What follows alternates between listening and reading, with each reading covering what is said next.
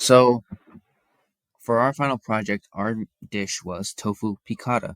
So tofu piccata is basically what you do is the first step is you get a 280-gram block of tofu and you just cut that up into 8 thin slices.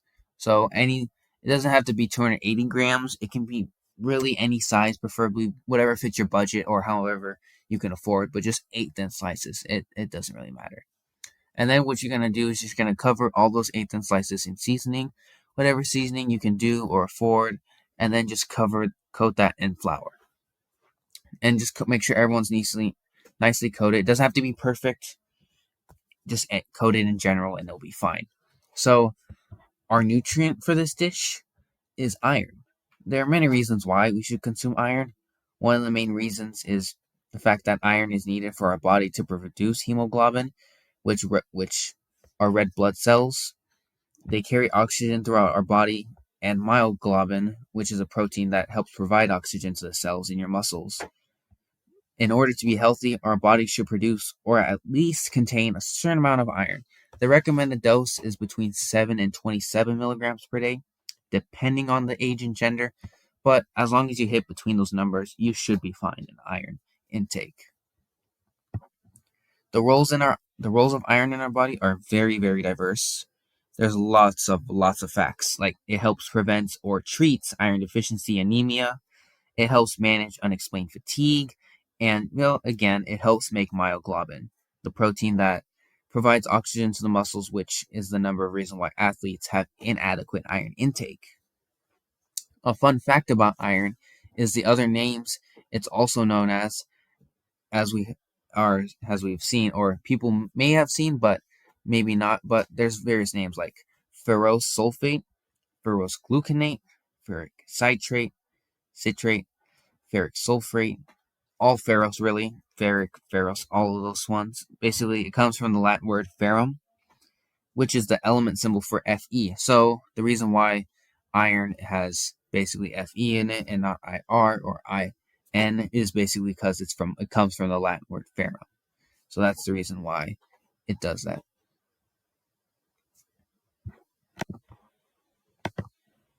So the next thing you want to do for the dish is once you get that, you're gonna put around like 2.5 tablespoons of olive oil into a frying pan, and once you put that in the frying pan, then you're gonna put your tofu and lemons in there.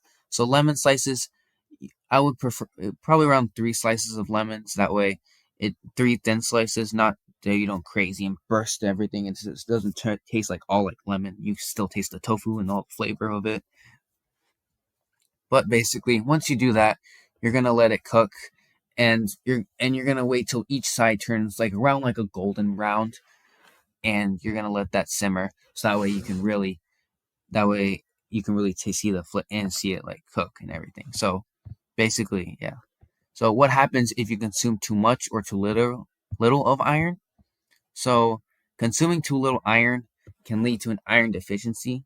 An iron deficiency is a condition in which there are no mobilization in iron that stores, in which a sign of a compromised supply of iron to tissues, including the erythron, are noted. Iron deficiency occurs when iron absorption cannot keep pace over extended period with metabolic demands for iron to sustain growth and replenish iron loss, primarily related to blood loss. This can also lead to iron deficiency anemia, knowing that iron is the most significant and common cause of anemia, or emphasized in any other types of anemia, like sickle cell, anemia related to poor nutrition, pregnancy, etc.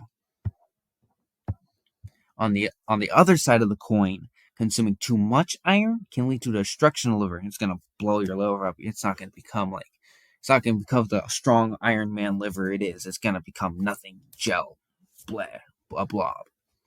Liver injury, which is the main organ for iron storage, basically it's gonna destroy that liver. It's not gonna be that Iron Man no more. In addition, excessive iron intake destroys gut barriers, increases the pro-inflammatory environment of the liver, and promotes liver exposure to gut microbiota and its derived metabolics.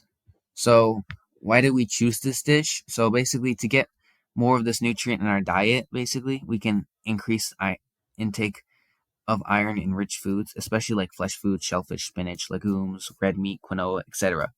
So the reason why so basically we cook this because it's an easy, simple to make and digest healthy dish that contains most of the nutrients we need. Tofu piccata can be eaten by everyone since it's not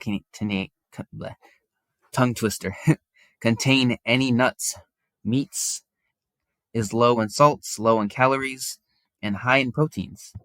Well, in addition, soy foods like tofu are well known for their cholesterol lowering effects, which can also help reduce risk of cancer. As mentioned above, tofu piccata contains a lot of different nutrients we need, such as calcium, proteins, fibers, carbs, fats, vitamins, minerals, and other things. So once you finish cooking the tofu, you're gonna basically put it onto a pan on the side right there and just leave it in the oven just to keep warm for a bit. And then once you finish that, you're going to add garlic to the pan and cook for 30 seconds until just fragrant. And then you'll pour some white wine, some vegan dry white wine into the pan and let that boil. That will scrape off all the brown bits at the bottom and let that cook for around 2 minutes until it's reduced to about roughly 2/3. And then you'll add vegetable stock, which you'll cook that until a third. Remove it from the heat, and then just whisk it. Just whisk it with the remaining olive oil, which is around a tablespoon, your capers and lemon juice, and then you'll put that to the side. That will be your sauce for the tofu piccata. And then you could season it to taste. It all depends on what you choose. So while making the sauce, you'll cook broccoli and green beans in the pan of boiling water for 3 minutes.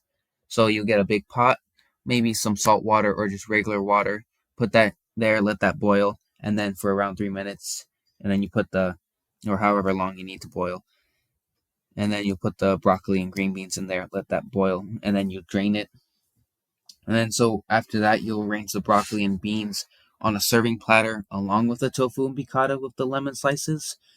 And then you'll pour all the sauce all over the pan, and then just sprinkle a bit of parsley on there, and then you'll have yourself a tofu piccata. So the price list of this dish, it would come around to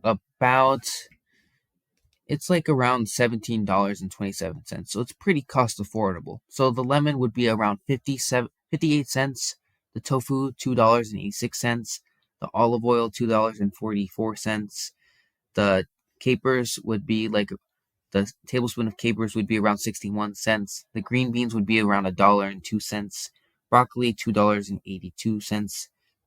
The flour would be around 78 cents. The garlic 82 cents. The wine $2.39, and the vegetable stock would be $2.95. So that it would come around to around $17.27 for the serving. So it's a pretty cost-effective thing for a college student. So it'd be pretty affordable. So after talking about the price, in the end, this is what it should look like. Once you're done plating, you'll drain. Once you're done with the vegetables, you'll drain them, and then you can either plate however you like. But this is what it should look like at the end. You could go vegetables first, tofu first, whatever you do, however you like. It's your choice with the lemons, and then just drizzle the sauce all over it, and then just finish off with some parsley, and then that's it. That is a tofu piccata. Easy serving, pretty cheap per serving. I think it would be pretty affordable for a college student if they're on a budget. Really healthy, good, rich in iron, and helps preventable of diseases. Helps a whole bunch of stuff. And overall, I think it's a really good dish. But that is the final project, and that is how you make a tofu piccata.